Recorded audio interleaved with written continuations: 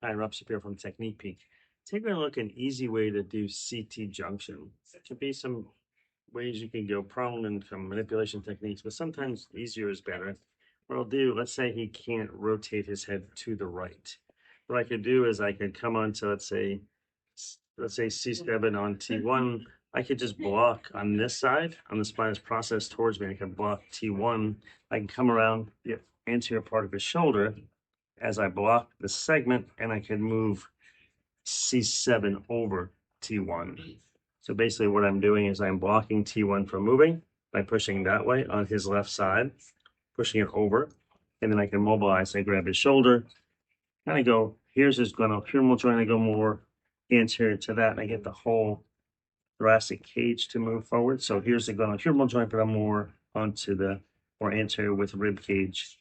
And I can come through, I can block a segment, and I can definitely move him in that direction.